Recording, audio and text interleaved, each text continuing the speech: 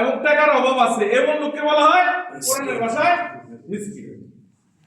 আমরা লগে কোন লোকগুলো আছে, আমাদের লগে এই লোকগুলাই আছে।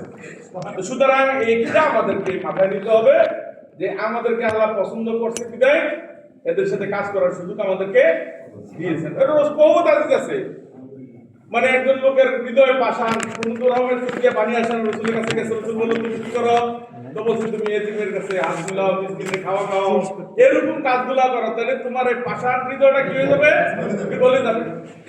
তাহলে আপনার ভূমিকাটা কোন জায়গায়? ভূমিকাটা এদের সাথে কোরআনে যত জায়গায় দানের কথা আছে, ফুকারায়ে মাসাকিন, এই সব জায়গায় এগুলো এদেরকে বলা হয়েছে, এতিম এবং মিসকিনদেরকে বলা হয়েছে। এখন আমরা সেই জায়গা থেকে এখানে যারা আছি মনে করতে হবে, দেখেন আমরা কেউ ছিলাম না, থাকবো না, আমাদের কর্মটাই কিন্তু থেকে যাবে। আল্লাহ বলতে কাইফা তাকুনা বিল্লাহ অকুনতুম আমাতাল ফাইয়াকুম সুম্মা ইউমিতুকুম সুম্মা ইউইকুম সুম্মা ইলাইহি তুরজাউন। আর তোমরা তো ছিলেই না, আমি তোমাদেরকে পাঠাই, ঠিকই না? এরপর আবার তোমাদের মৃত্যু দিব, আবার তোমরা আমাদের কাছে নিয়ে আসবো। আমরা তো আল্লাহর কাছে যাইতে হবে, বরং আমরা যাওয়াটা যদি এরকম হয় যে আল্লাহর দিনের কাজ করতে করতে আমরা যেতে পারি, এটাই আমাদের জন্য কি সৌভাগ্যের হবে। আমাদের সামনে দুইটা রাস্তা আছে, হয়তো আমাদের বিজয় নইলে আমাদের শহীদ। দুইটা রাস্তাই সূরা আপনারা খুব পরিষ্কার করা বলেছে, এটা হলো হুসনাইন, দুইটা কল্যাণ আমাদের সামনে আছে, এর বাইরে আমাদের কোনো কিছু, মুমিনদের সামনে এর বাইরে কিছু নাই, হয়তো বিজয় হবো নইলে শহীদ হবো। আর কাফেরদের সামনে বলছে তাদের সামনে দুইটা আছে, দুইটা আযাব আছে। একটা হলো একটা আযাব আল্লাহ বলছে আমি দিব, আর একটা আযাব মুমিনদের হাত দিয়া বিয়াই দিনে তোমাদের হাত দিয়ে আমি তাদেরকে দিব। দুইটা তাদের সামনে দুইটা আছে। সুতরাং মুমিনদের এই কারণে যুদ্ধে পরাস্ত হওয়ার কোনো কারণ নাই, কারণ তাদের সামনে তো হলো বিজয়। তো সুতরাং এই জায়গায় আমরা এখানে যারা আছি, আমাদের এই যে অন্তর অনুকূল পরিবেশটা, আমার কাছে মনে হচ্ছে এই অনুকূল পরিবেশটা হলো হুদাইবিয়ার সন্ধির পর রাসূল সাল্লাল্লাহু আলাইহি ওয়াসাল্লাম যেটা পেয়েছিলেন।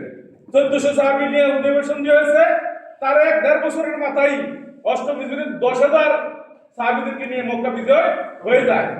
ঠিক এরকম অল্প সময়, এর আগে দেন 1400 সাহাবী, মক্কার 13 বছর, এখানে 6 বছর, 13 আর 6 কত 19 বছর হয়েছে 1400, আর এই মাত্র এই 1.5 বছরে 10,000।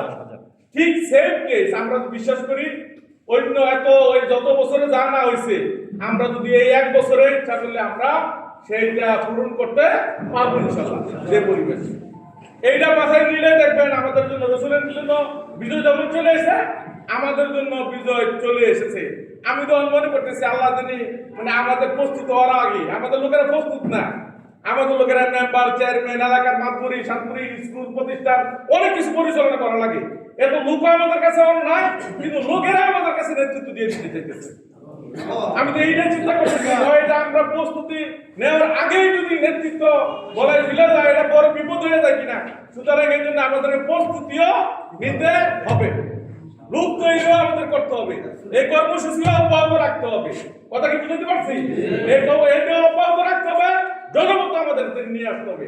এই জনমত নিয়ে আসার ক্ষেত্রে জামাত এটা পারবে না। আমরা একজন কর্মী দিয়ে, আমি টার্মিনে আমাদের তো রকম কম কর্মী দিয়ে, একটা কর্মীর লোকে 100 জন লোক আছে, একটা কর্মীর পিছনে জামাতের 100 জন লোক কোনো জায়গায় বাংলাদেশে খুঁজে হবে না, আমি চ্যালেঞ্জ দিলাম। কারণটা কিন্তু সুযোগ নেই।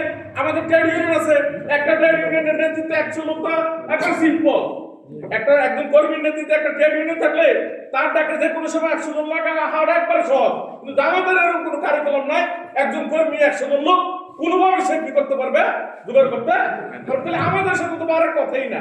সুতরাং আমরা এটা হাতিয়ার ইউজ করবো। সুতরাং আমরা প্রত্যেক এলাকায় যদি আমরা এই সময়ের নেতৃত্ব অর্থাৎ ওয়ার্ড ইউনিয়ন পর্যন্ত আমরা এটাকে নিশ্চিন্ন করে দিতে পারি, লম্বা কমিটি দিবেন। আর কমিটির লোক একই সিগারেট খায়, এই খায়, সেই খায়। আমি আপনাদের কই আগামী নির্বাচনে জামাত হিন্দু ক্যান্ডিডেট দিবে, আমরা এটা বলে দিলাম ইনশাআল্লাহ। এই ক্যান্ডিডেট দিবে, কথা হয়েছে, এবং এটা সেই পরিবর্তন। বলে হিন্দুরা একটা বেগি, আমি সদরঘাট টার্মিনালে একটা কমিটি দিছি বাইরমান হকারের, এর মধ্যে হিন্দু আছে। হিন্দু আমাদের কথাবার্তা শুনলে বলে আজারি আনেন, টাকা জ্বালাকে আমি দিব। হিন্দু বলে আজারিটা আপনি নিয়ে আসেন। এখন প্রশ্ন হলো, আমরা তো সৎ লোক খুঁজি, আমাদের ঘরের সৎ নেতৃত্ব, সৎ লোকের প্রয়োজন। আপনি মুসলমান নাম দিয়ে চুরি করবেন, ডাকাতি করবেন, এই করবেন, সে করবেন, আর সিন্ধু লুচ্ছেদ সৎ থাকবে, তার গুরুত্ব হবে না, তা তো হইতে পারে না। আমরা দরকার হলো সৎ লোক। আমাদের যে এজেন্ডা বাস্তবায়ন করার জন্য হিন্দু যদি সহযোগিতা লাগে হবে, ফিরেকির মতো লোক ভূমিকা রাখেন আমাদের পক্ষে। সুতরাং সামনের দিন এই জন্য এটা আপনাদের জানাই দিলাম, যদি আপনারা নেতা এটা জানেন যে সামনে হিন্দু নেতৃত্ব দিয়ে দিবে আমাদের, এই জন্য বললাম। এটা হলো এই কারণে সামনের দিনে আমাদের সেখানে যারা উদার মনে হইতে হবে। লোক যা হোক আমাদের কাছে হলে এমন একটা ফিল্টারের মতো লোক আসবে, তারা আমাদেরকে আমাদের চরিত্র, আমাদের কাজকর্ম, আমাদের উঠা বসা, আমাদের সাথে চলতি বৃত্তিতে তারা বলবে যে হ্যাঁ আমাদেরকে দুনিয়ায় সৎ থাকতে হবে এবং পরকালে যদি আমাদের মুক্তি পেতে হয়, দুনিয়ায় যদি শান্তি রাখতে হয়, সুতরাং আমরা এইটাই চাইবো। সুতরাং এই জায়গায় আমাদেরকে মানুষদেরকে নিয়ে আসতে হবে। এটা শ্রমিক কল্যাণ ফেডারেশন পারবে ইনশাল্লাহ। আর নলে ছোট ছোট যত নেতৃত্ব আছে এগুলার বাদ দিয়া শুধু শিক্ষিত শ্রেণীর লোক দিয়া আপনি হবে না। জামাত ইসলামের কাজ পাকিস্তানে আগেই শুরু হয়েছে, আমাদের আগে অনেক আগে।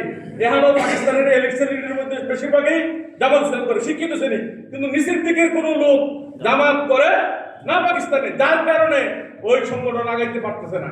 আর আমাদের দেশে মোটামুটি একটা ব্যালেন্স আছে, শ্রমিকও আছে, শিক্ষিত আছে। কারণ হলো জীবন দেওয়ার ক্ষেত্রে আইলে কোনোরকমের শার্ট প্যান্ট স্কিন করা লোক জীবন দেয় না, টাকা লোক জীবন দেয় না।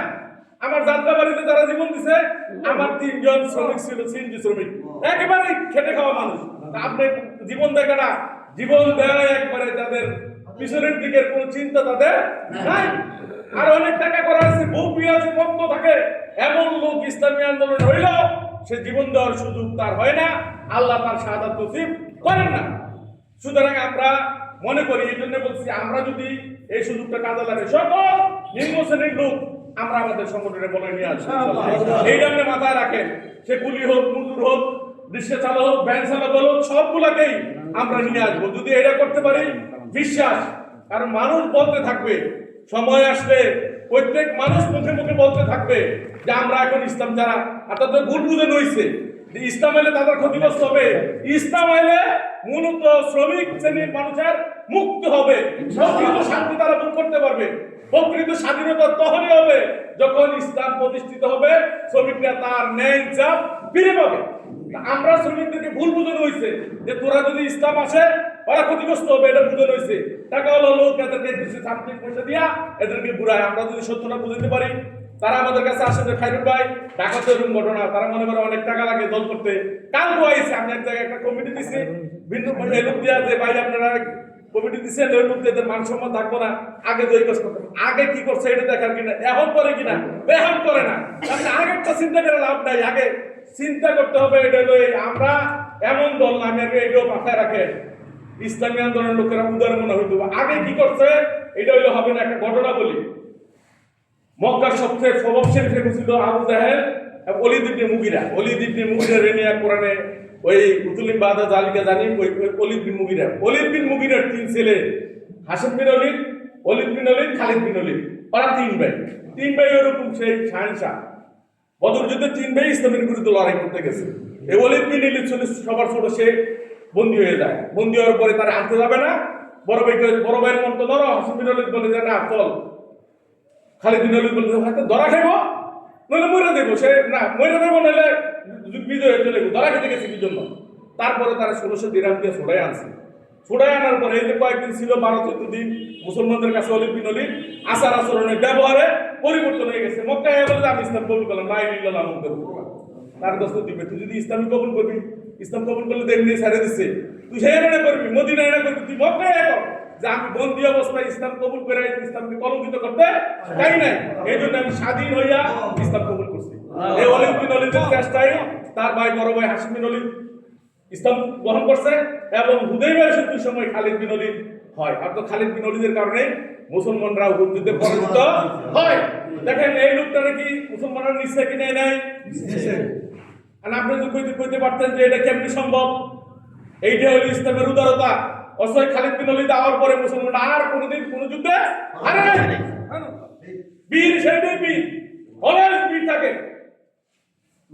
মক্কা বিজয়ের পরে তার চাচা আবু সুফিয়ান মুসলমানদের জন্য বিরুদ্ধে হেন কাজ নাই করে নাই। আব্বাস রাদিয়াল্লাহু দুজনে ইসলাম কবুল করছে। তারপরে হুনাইনের যুদ্ধ 15 দিন পরে এই দুজনে নিয়ে গেছে, আবু সুফিয়ানের শ্বশুর আর আব্বাস রাদিয়াল্লাহু তাআলা। হুনাইনের একটা পর্যায়ে তারা পলাতক ছিল, চতুর্দিক থেকে তো 3 মারা শুরু করলো, মুসলমান তো গেছে, একটা দৌড় দিলে সবাই দৌড় দেয়, ওই যে মুসলিম লোকে সবাই দৌড় দিয়া এদিক সেদিক চলে গেছে, শুধু খালি ছিল খচ্চরের মধ্যে রসুল সাল্লাল্লাহু আলাইহি ওয়াসাল্লাম, আর ধরা ছিল দুইজন, এই রশি ধরা ছিল আব্বাস এবং আবু সুফিয়ান, দুই নম্বর মুসলমান। পরে রসুল বললেন, আব্বাস বলল, আপনার গলা অনেক কণ্ঠস্বর আমার থেকে বড়, আপনি আহ্বান করেন যে রসুল আহ্বান করতেছে, তখন আবার সকলে চলে আসছে। তাহলে এখন ওই যুদ্ধে বলা হয়েছে আব্বাস এবং আবু সুফিয়ানের ভূমিকার কারণে হুনাইনের যুদ্ধে মুসলমান আবার বিজয়ী হয়েছে। তাই এখন তো মুসলিম মাত্র, তারা কি কারণে ইসলামের তো নির্বাচন নেতৃত্বে নিয়ে গেল? ইসলাম এই কথা কোন আগে কি করতো, এই কথা ইসলাম এটা জানতে চায়। ওরা যদি বলতে জানতেছে তোমরা যদি, তাহলে কোনোদিন খলিফা হইতে পারতো কিনা, এটা সম্ভব ছিল কিনা, যে আমি কি করছি আগে আগে কি করছে এটা বিষয় না। ইসলামের লোক আগে দাঁড়িয়ে করছেন, তওবা করে মুসলমান খালেদ মুসলমান হওয়ার পরে মুসলমানের পক্ষে যদি ভূমিকা নেয়, আল্লাহ বলেন সেই সফল। পিছনের জিনিস কি হবে? মাফ হয়ে যাবে। সুতরাং এখন একটা লোক আগে যে দলে করুক না কেন, এখন যদি সমীকরণের সাথে আসতে চায়, তওবা করে ভুল সংশোধন করে যে আসলে ইসলাম ছাড়া মানুষের মুক্তি নাই, আর ইসলামের একমাত্র জীবন ব্যবস্থা, এইটা যদি সে উপলব্ধি করে এবং আস্তে আস্তে তাকে নিবে, সে আগে কি করছে এটা বড় কথা না, দেখবেন যে বীরের মতো সেও ভূমিকা রাখতে পারবে। আমরা এই উদাহরণের পরিচয় দিব। ইসলাম যে উদাহরণের পরিচয় দিছে, সেই পরিচয় আমরা রাখবো ইনশাআল্লাহ। ঠিক আছে না? এটা বিশ্বাস রাখেন। এই উদাহরণের পরিচয় যত বেশি তাড়াতাড়ি দিতে পারবেন, আল্লাহ বলছে মাইয়ুকা শুয়া নাফসি ফাউলাইকাল মুফলিন, মানে তার মনটা উদার, সেই সফল। আপনি এইটা যদি হইতে, এটা হয় না আমার কনজারভেটিভ মন, তারে পছন্দ হয় না, তারে পছন্দ হয় না, এরে পছন্দ হয় না। আরে আপনার মতন সবারই একরকম গুণ চরিত্র দিয়ে আল্লাহ মানুষকে বানায় নাই, এক একজনের এক এক রকম। সুতরাং এই উদারতা নিয়ে যদি আপনি বড় মন রাখেন, সমীকরণ ফেডারেশন ইনশাল আগে যাবে। সকলকে এখানে সম্মিলিত যত রকমের লোক আছে সবাইকে এখানে নিয়ে যদি আগে যেতে পারে, এই দলটা তখন তাড়াতাড়ি আগাবে। কথা কি বুঝতে পারছি ইনশাল্লাহ? আমরা বিশ্বাস করি সমীকরণ ফেডারেশন এটা সম্ভব। আমরা সকল শ্রেণীর, সকল পেশার, সকল মতের লোকগুলাকে ইসলামের মতে এনে আমরা সামনের দিকে নিয়ে যেতে চাই, সেটা আমাদের টার্গেট। আপনি এটা মাথায় রাখেন, আগামী দিন গোটা পৃথিবীতে ইসলাম বিজয় হবে, এটা সুনিশ্চিত ইনশাআল্লাহ। রাসূলের ভবিষ্যৎবাণী তো সেই কথাই বলে যে আমার কাল, নবুয়তের কাল, তারপরে খেলাফত, তারপরে মুলকিয়াত, তারপরে জুলুমত, এরপরে আবার খেলাফত ফিরে আসবে। সুতরাং আমরা সেদিকে যাচ্ছি। গোটা পৃথিবী কিন্তু সেই সিম্পটমে, গোটা পৃথিবীতে ইসলাম প্রতির আগে আছে।